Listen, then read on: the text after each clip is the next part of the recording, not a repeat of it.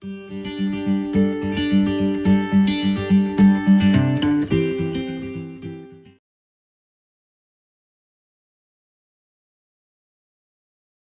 meu querido?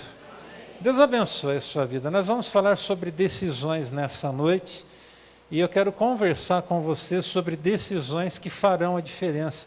Pensa no seu futuro. Não só nas decisões que você tem que tomar hoje, como as decisões que você tem que tomar e que tem uma relação direta com o seu futuro.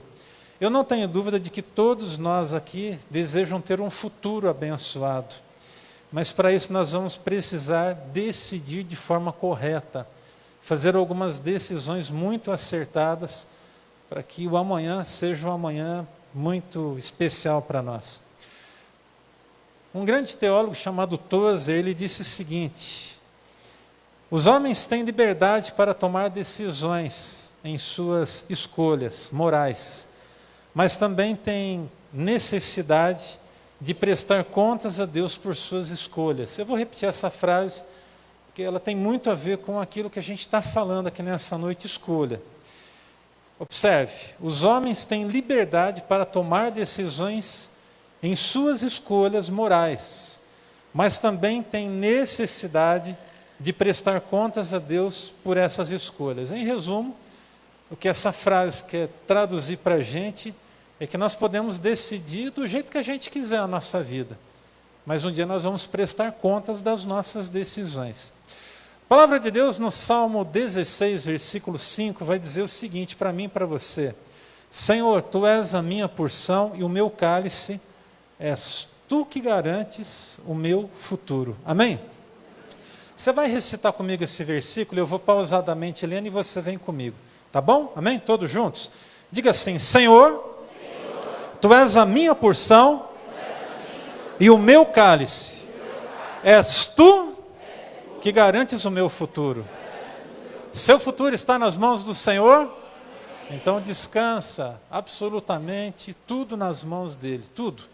Cada pequeno detalhe. Se você está vivendo um recomeço, principalmente, descanse o seu recomeço nas mãos do Senhor.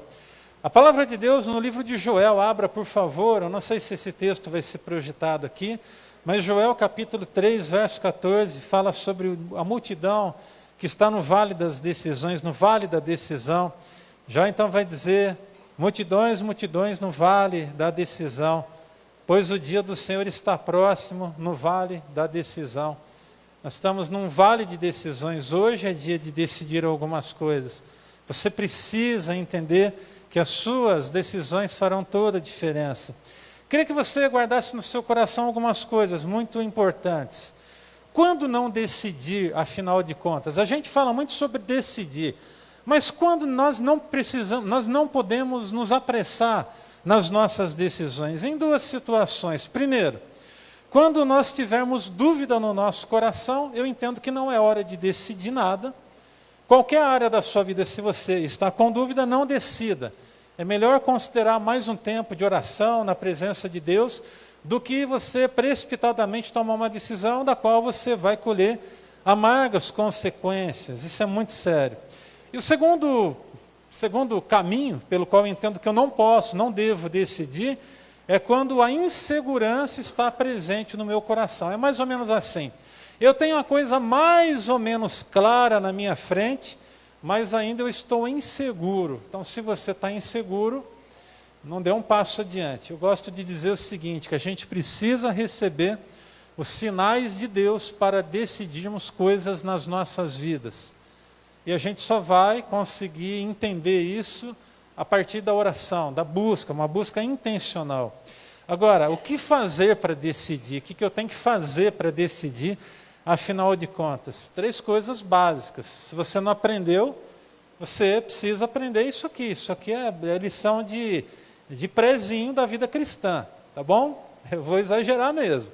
É lição de prézinho da vida cristã. Você precisa orar para decidir. Você precisa jejuar. Há decisões que nós precisamos sim consagrar um jejum na presença do Senhor, porque elas são muito sérias. Mas nós também precisamos nos aconselhar, não é com qualquer tipo de gente não, com pessoas sábias. Deu para entender? Você precisa de se aconselhar com gente sábia, com gente que está ligado com Deus. Imagina você tendo a necessidade de tomar uma decisão muito séria na sua vida e agora procurando uma pessoa vazia de Deus, sem nada de Deus na vida dela, para se aconselhar com ela. Você acha que você vai receber direção do céu? Mas não vai mesmo, meu querido. Então você precisa entender quem são essas pessoas. E no seio da igreja, há muitos destes que estão aqui. Eu não posso dizer que são todos, infelizmente, até porque eu não conheço todos na intimidade, mas tem muita gente aqui muito sábia e muito experiente por conta das coisas que já viveram ao longo da sua vida.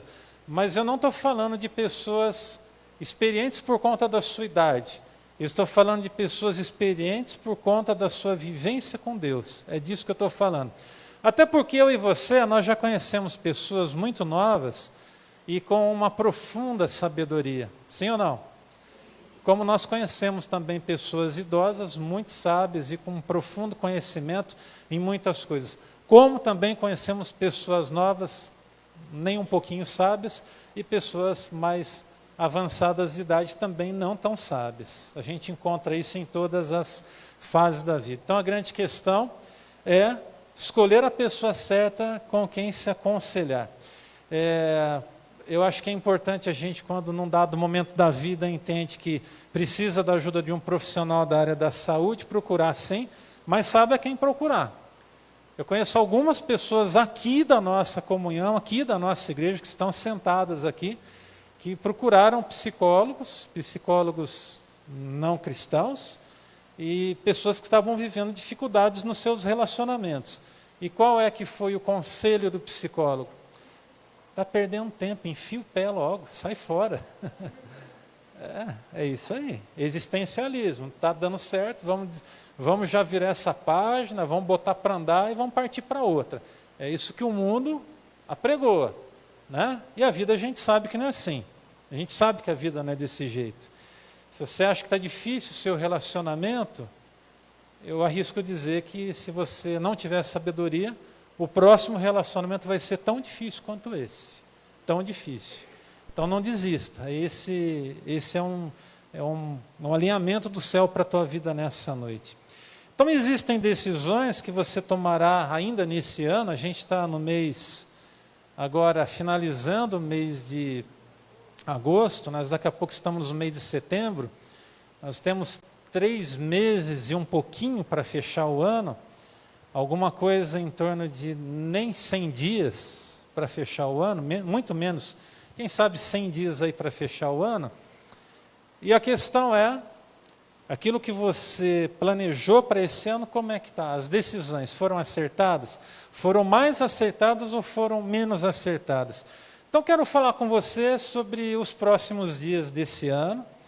Esse é o enfoque dessa noite. Eu quero que você abra o seu coração, porque os próximos dias, eles serão decisivos para a sua história. Então, pensando ainda no ano de 2023, que não acabou e muita coisa boa vai acontecer aí, amém? Amém. Você crê nisso? Amém. Então, diga em alto e bom som, eu creio que 2023 ainda será surpreendente na minha vida. Agora vamos glorificar a Deus, já com a certeza da vitória. Oh, aleluia!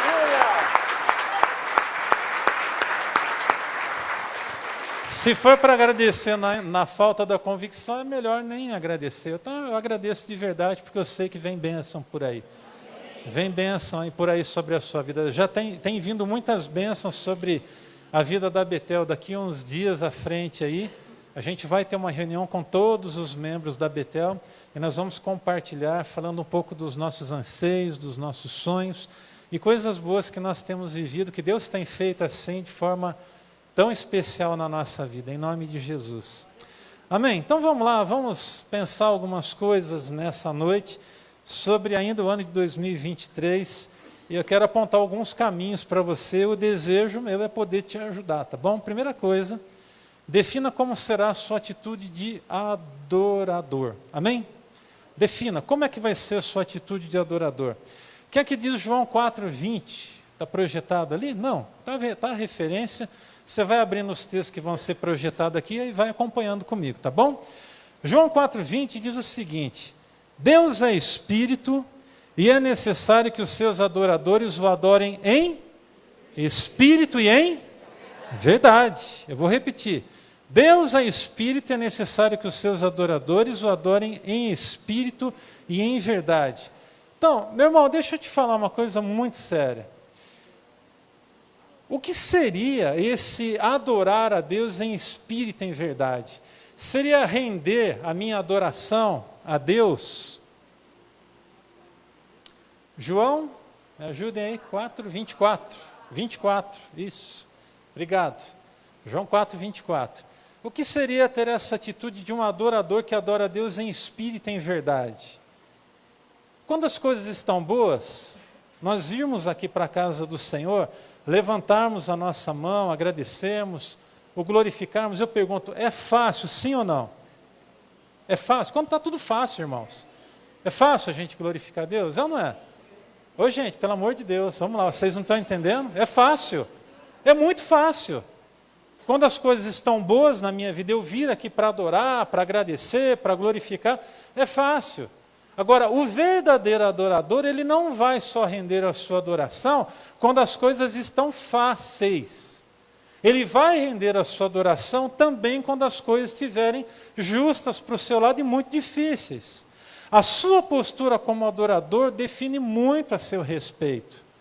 Então, eu quero que você comece a pensar, e eu queria destacar aqui duas atitudes de adoração.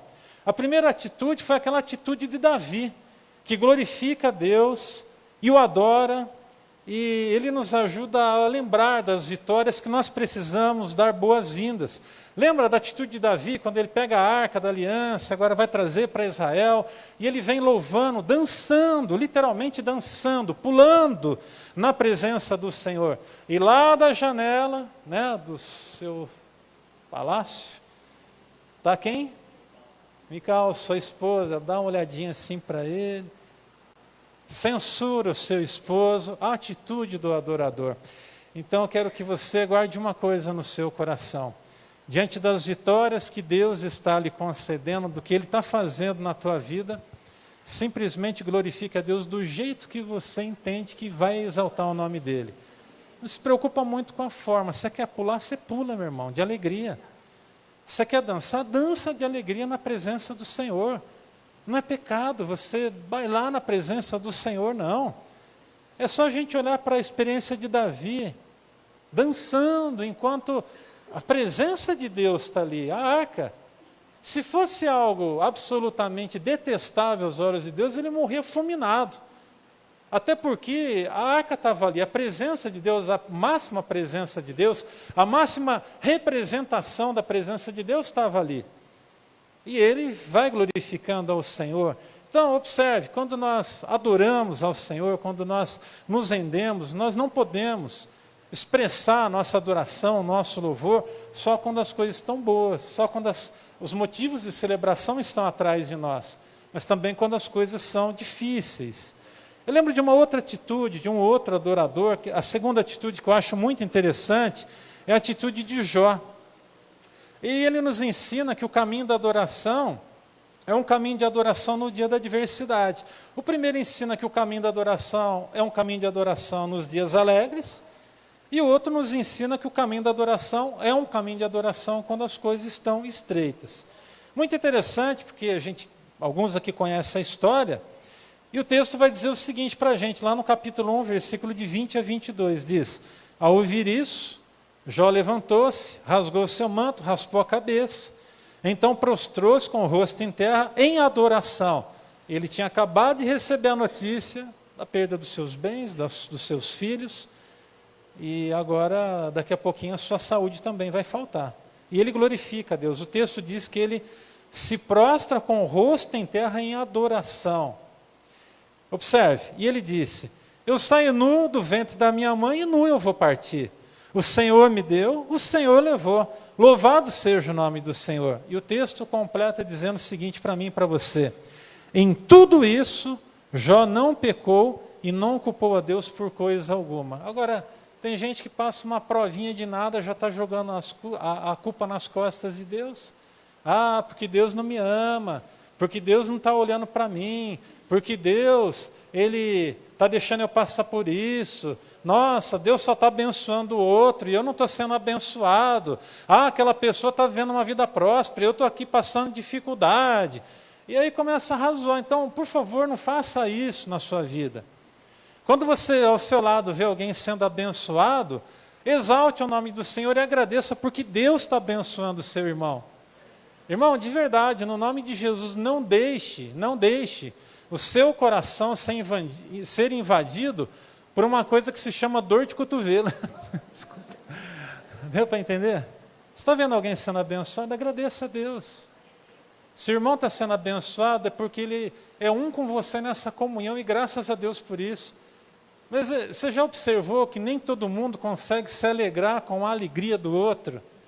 Nem todo mundo consegue glorificar a Deus porque o outro está encontrando um caminho de felicidade? Porque o outro não sabe, por mais dificuldade, e ninguém sabe as dificuldades que a pessoa enfrenta para chegar onde ele chegou. E aí olha e fala assim, nossa, mas aquela pessoa é abençoada, eu estou aqui ralando, não acontece nada comigo. E a intimidade que você não vê que aquela pessoa vive, e a intimidade que você está tendo na presença do Senhor. Será que Deus, ao olhar para nós, Ele encontra verdadeiros adoradores que o adoram em espírito e em verdade? Assim como Davi, diante da presença do Senhor, e assim como nosso irmão Jó, que perde tudo, quase tudo. E o texto é muito interessante, a história dele é interessante, a ponto de dizer para nós que os bichos andavam no corpo de Jó. Você tenta imaginar uma situação dessa. Imagina isso, tenta entender a dimensão de tudo isso.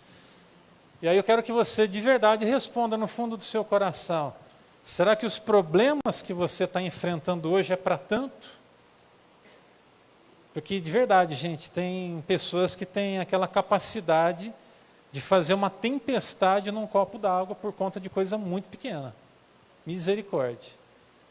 O que é dificuldade para você? O que é dificuldade? O que é uma luta de verdade para você? O que é um problema de fato para você? Será que o que nós vivemos, que nós julgamos ser problemas, será que de fato são problemas que nós enfrentamos? Eu sei que cada um consegue suportar uma carga sobre as suas costas, isso é claro. Todo mundo aqui consegue suportar uma carga. O que para mim pode não ser pesado, de repente, para o Benilson pode ser muito pesado. Ou quem sabe uma coisa que para ele não é nada pesado, para mim pode ser pesado. Mas eu acho que Deus nos dá consciência também para a gente fazer uma balizada na vida, nas coisas da vida, nas situações da vida, e entender de verdade que tem coisa que não é problema, gente. Vamos lá, amém? Sim ou não? Deus nos dá bons neurônios. Um bom entendimento, né, irmã Creuza? Deus nos dá bom entendimento sobre as coisas. Vamos lá, gente. Segunda coisa, antes de fechar o ano que você precisa aquecer no seu coração, é comprometer-se com o exercício dos seus dons para a edificação da igreja. Deus te deu dons, e o que é que você está fazendo com os dons que Deus te deu? O que é que você está fazendo? 1 Pedro vai dizer o seguinte para nós em 2, 4 a 5. À medida que se aproximam dele, a pedra viva rejeitada pelos homens, mas escolhida por Deus e preciosa para ele, vocês também estão sendo utilizados como pedras vivas na edificação de uma casa espiritual para serem sacerdócio santo, oferecendo sacrifícios espirituais aceitáveis a Deus por meio de Jesus Cristo. Então, tudo que a gente faz é por meio de Jesus. Lá em Romanos 14 vai dizer o seguinte, verso 17 e 19. Pois o reino de Deus não é comida nem bebida, mas justiça, paz no Espírito Santo. Aquele que assim serve a Cristo é agradável a Deus e aprovado pelos homens. Por isso, ofereçam-nos... Desculpem, queridos. Por isso, esforcemo-nos em promover tudo quanto conduz à paz e a edificação mútua. Então, se existe uma boa coisa para a gente fazer ainda nesse ano, é gastar a nossa vida na edificação do próximo. E todos nós temos dons. Não adianta você dizer que você não tem dons, porque você tem dons. Agora você está usando os seus dons. Não, eu só vou usar o meu dom se eu puder servir a Deus lá na frente, na igreja. Você não entendeu o que é dom espiritual, se na sua cabeça você tem esse entendimento. Meu dom espiritual, eu não uso só aqui, quando eu estou servindo aqui na frente. E poderia nem ter sido chamado para servir a Deus aqui na frente. Poderia ter sido chamado por Deus para servir de outra forma, fazendo outras coisas, e de verdade o que faria diferença é como eu me movimento lá fora, na vida dos outros. Deu para entender? Então a gente pode sim ser canal de bênção, fora dessas quatro paredes, a propósito. Eu acho que é onde a gente precisa fazer diferença, lá fora. Aqui dentro a gente já tem gente suficientemente capaz, que tem feito um trabalho abençoado demais na edificação da nossa vida. Nossos professores, temos os nossos alunos, graças a Deus, mas o que a gente aprende dentro dessas quatro paredes aqui, a gente tem que romper com essa questão de espaço. E a propósito, servir aqui dentro é fácil. Servir aqui dentro é gostoso, é fácil, é muito bacana. Agora, servir lá fora é onde a gente vai fazer a diferença. E a gente precisa entender que a gente precisa ficar escolhendo muito para servir, não. Eu só vou servir se eu tiver a condição para servir. Se ficar com essa cabeça, não vai servir a Deus nunca, porque pode ser que falte-lhe condições para colocar em prática, do seu ponto de vista, o seu dom. E aí eu pergunto, Deus não é o que capacita cada um dos seus filhos? Se Ele é o que capacita, Ele é o que levanta os recursos e a condição necessária para a gente sair e falar. Amém, gente? Está dando para entender em nome de Jesus? Então, para 2023 ainda, você precisa se gastar na presença do Senhor. 3 orientações. Não enterre os seus dons espirituais, não enterre os seus dons. Segundo, não se esqueça de que ninguém além de você pode exercê-lo. Existem chamados que são únicos e pessoais. Eu creio que existem chamados aqui que só algumas pessoas têm. E existem chamados que muitos têm. Mas tem alguns dons específicos que Deus derrama sobre a vida da igreja que algumas poucas pessoas têm. Agora, independente se você faz parte daquele grupo de pessoas que muitos têm esse dom e ou poucos têm esse outro tipo de dom, o que importa é você servir a Deus. Amém? E sirva do seu jeito, viu, meu irmão? Sirva do seu jeito. Sirva do jeito que Deus te chamou para ser. Porque às vezes a gente fica muito naquela de, não, mas eu quero servir, mas a gente, às vezes, parece que aquele anseio para ser colocado num patamar, num nível, então num parâmetro, para então a gente começar a servir a Deus. O que eu quero dizer para você é o seguinte, você tem dons espirituais, então vai e faça a diferença, em nome de Jesus. Eu não preciso de ficar explicando como que é, a gente explica aqui na Betel, deixa eu deixar bem claro, a gente explica muito bem quais são os dons, o que é isso, para que isso. Nós tivemos há um tempo atrás um seminário só sobre dons espirituais aqui. No mês de fevereiro agora, de 2024, nós vamos ter os seminários de verão, que vão acontecer num dia da semana à noite. E aí nós vamos oferecer novamente esse curso sobre dons para quem não pôde fazer. Vai ter cursos sobre dons espirituais, depois eu quero alinhar com o Hinaldo um curso de escatologia. Nós vamos ter um curso de casais, que é esse que nós estamos ministrando agora, dos casais vencedores, mais condensado um pouco, mas a gente vai ter. Uns 3 ou 4 seminários nós vamos ministrar aqui. Qual que é o objetivo? Capacitação. Para quê, meu irmão? Você está recebendo capacitação? Para você ser frutífero lá fora, em nome de Jesus. Amém? Para você ser um canal de bênção. Observe, uma terceira orientação. Não espere pelos outros. Ou tudo precisa estar tão bem e as pessoas precisam te aprovar para que você vá e exerça aquilo que Deus já te chamou para fazer. Não espere por ninguém, vai e faça. Faça você a diferença. Dentro dos parâmetros, das orientações da igreja, vai e faça a diferença. Não fique esperando, não.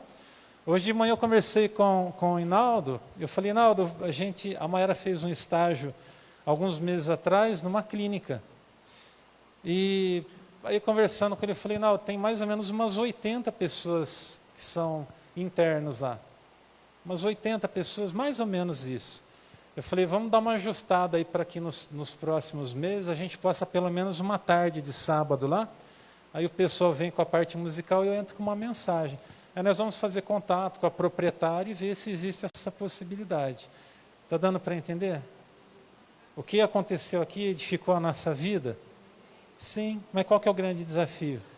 Alcançar outros, e outros, e outros, e outros, e outros.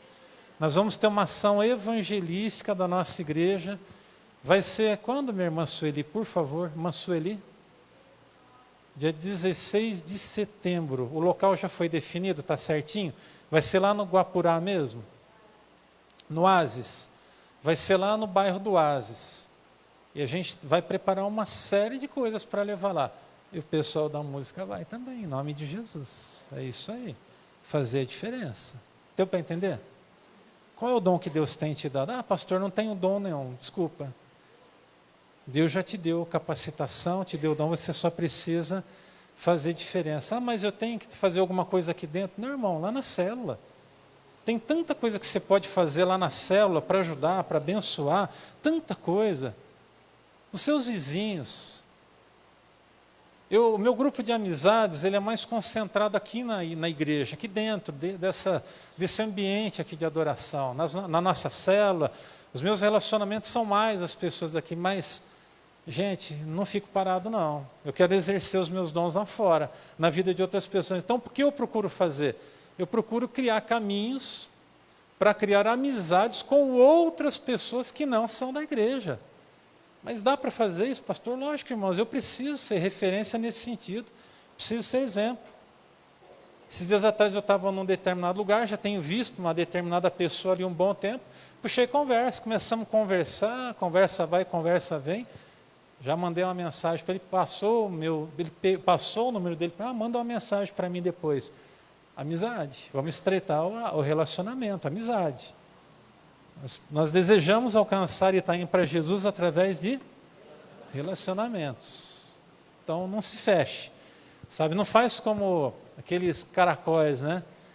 Viu aquelas lesminhas? Já viu? Você dá uma cutucada nela, encolhe tudo, fica dentro da casinha, fica quieta lá. Misericórdia. Não, irmão. Sai para abençoar, abençoe vidas em nome de Jesus.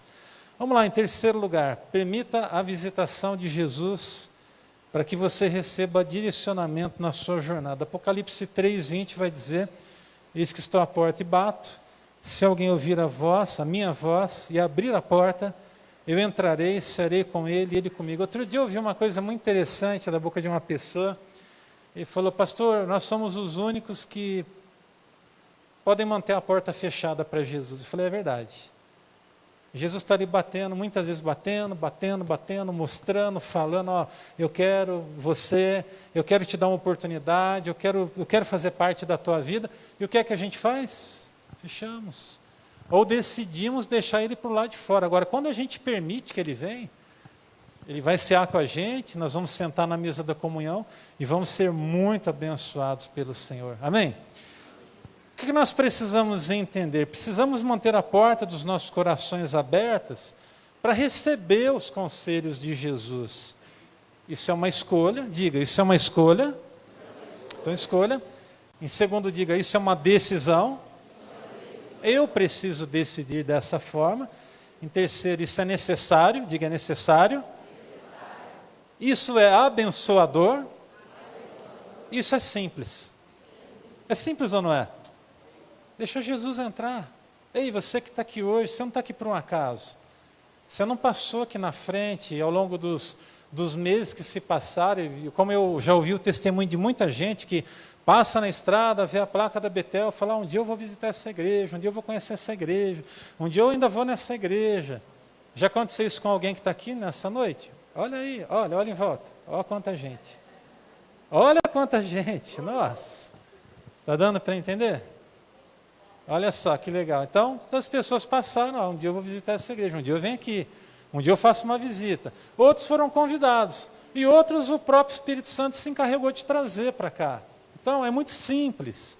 Agora, o quanto Deus está querendo fazer na tua vida, você precisa abrir o seu coração e dizer, Deus, eu quero mais do Senhor. Amém? Assim o seu 2023 vai ser muito diferente, você vai conseguir entender a diferença que Deus quer fazer. Olha só, você precisa de uma resposta ainda hoje. Ah, pastor, eu preciso. Então abra a porta do seu coração. Deixa Jesus entrar, porque Ele vai sentar com você e vai te ensinar algumas coisas muito interessantes. Quando nós pensamos ainda no ano de 2023, eu queria te incentivar a uma coisa que, quem sabe, ainda faz parte da tua vida.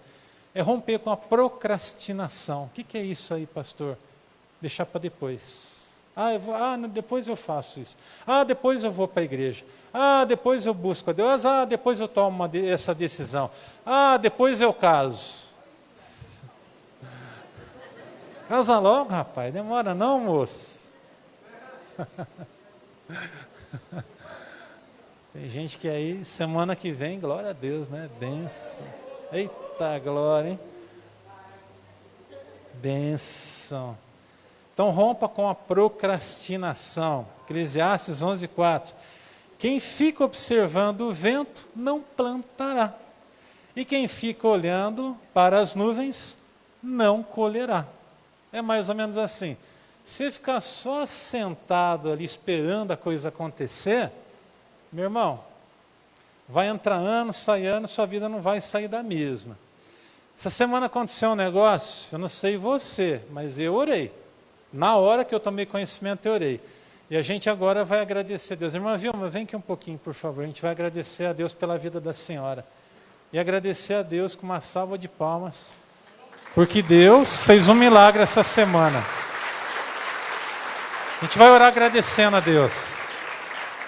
Essa semana a irmã foi encostar o carro lá, passou aqui na igreja, deixou uma costura que ela tinha feito, foi para o mercado, quando voltou para casa, encostou o carro, veio 3 cabras lá de bicicleta, um pulou da garupa, já jogou a bicicleta no chão, outro pegou, saiu andando, e um pulou dentro do carro dela e levou embora. Eu falei, meu Deus, misericórdia, eu sei que é o carro que a irmã usa para fazer tudo.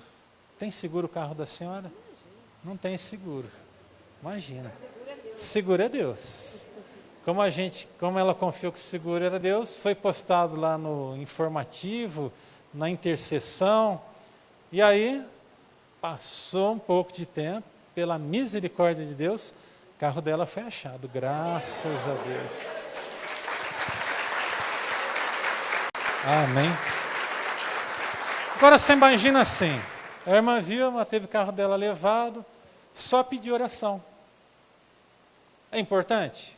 Ela colocou Deus em primeiro lugar, graças a Deus por isso. Mas o que ela fez também? A gente já começou a espalhar, o povo começou a espalhar para as redes, um tem contato com o outro, para o grupo de família, para a polícia, já fizemos contato com o Didil, com outros irmãos aí, e o pessoal que tem contato mais direto com a polícia também. Graças a Deus, passou um tempo, acharam o carro dela, graças a Deus. Então a gente vai agradecer a Deus. O que é isso aí? Ela não procrastinou. Está dando para entender? Não deixou para depois. Amanhã eu vou resolver isso aí. Amanhã não, irmão. Meu irmão, tem coisa que você está vendo, você tem que resolver agora. Tem decisão que você tem que tomar na tua vida agora. Escolhas, elas estão aí e nós precisamos muitas vezes decidir. É hoje, não é amanhã não. Amanhã pode ser tarde. A escolha é agora. Eu vou voltar. Então, por que não voltou ainda para a casa do pai? Amanhã, não é para voltar amanhã, é para voltar hoje. Essa é a hora, esse é o dia, em nome de Jesus. Vamos agradecer, minha irmã? Amém? Pai, muito obrigado, porque o Senhor é um Deus que ouve a nossa oração. Nós glorificamos ao teu santo nome, bendizemos a ti.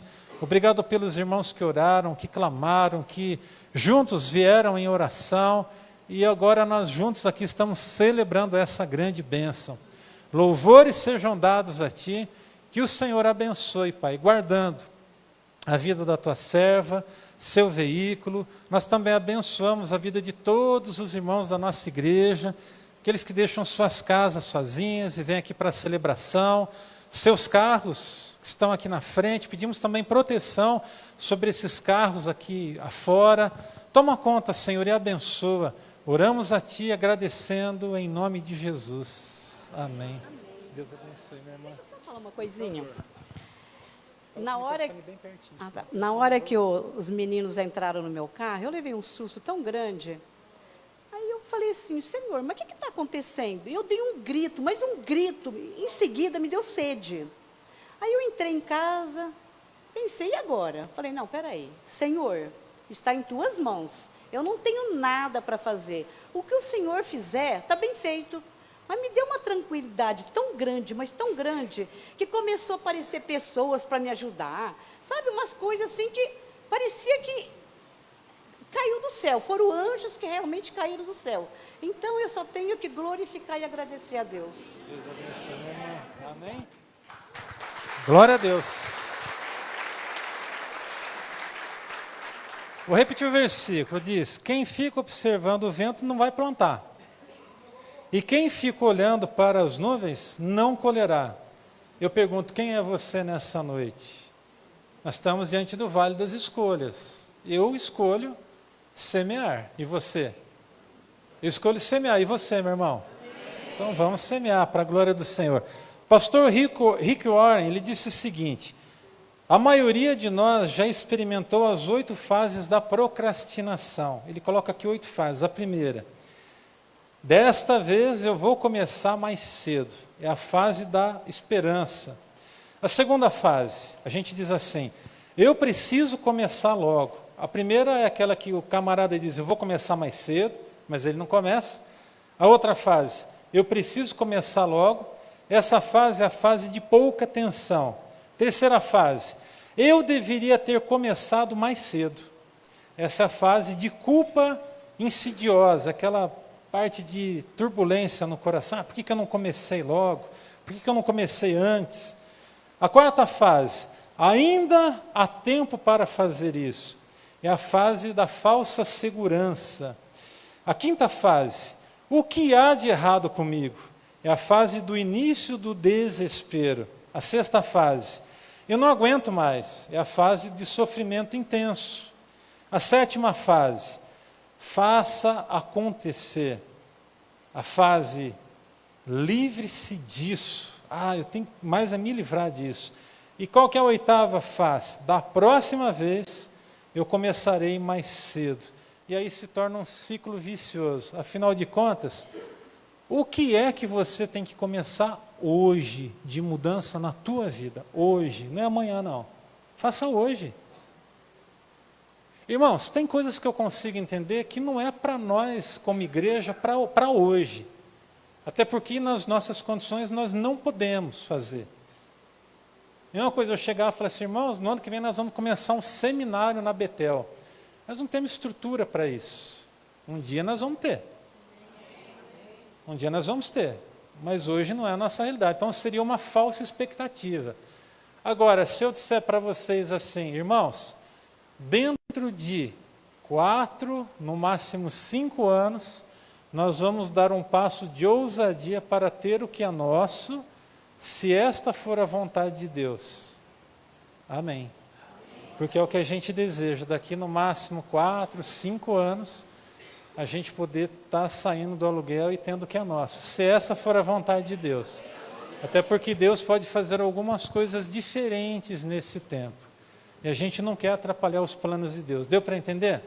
Se de repente Deus coloca no coração da liderança, a gente vê uma possibilidade de um local muito maior do que esse aqui para uma locação. Deu para entender? Lógico que você pensa numa mudança, você pensa, tem gastos. Então não dá para colocar uma falsa expectativa diante de ninguém aqui. Mas que a gente precisa crer que o amanhã vai ser abençoado, a gente precisa. Então, por um caminho ou por outro, nós seremos abençoados para a glória do nome do Senhor. Não é eu que estou prometendo, é porque já está escrito. E porque nós temos o Senhor na nossa frente. E isso é fé. Você tem fé? Então você vai vir junto com a gente e nós vamos lançar o pão sobre as águas. E daqui um pouquinho de tempo, ao lançar o pão sobre as águas, nós vamos fazer a nossa colheita, em nome de Jesus. Esse conceito de lançar o pão sobre as águas é porque na época das enchentes no passado, eles lançavam as sementes de trigo, de arroz, lançavam. E aí quando a água baixava, ficava ali a semente enterrada naquilo tudo. Daqui a pouquinho começava a brotar. Então a gente vai lançar o pão sobre as águas. Que a colheita vem. Eu desejo que seja 1 para 100. E você? Já tem sido, né, gente? Graças a Deus, tem sido 1 para 100. Glórias a Deus por isso. Vamos lá, para a gente fechar aqui, eu queria dizer uma coisa. Procrastinar é atrasar a bênção de Deus sobre a sua vida. Então não atrase a bênção de Deus sobre a sua vida, em nome de Jesus. Amém, gente? Bom, a gente está aqui hoje no Vale das Decisões. Eu não sei qual decisão que você tem que tomar na sua vida. Mas a principal delas, a mais importante, é decidir caminhar do lado de Deus. Então...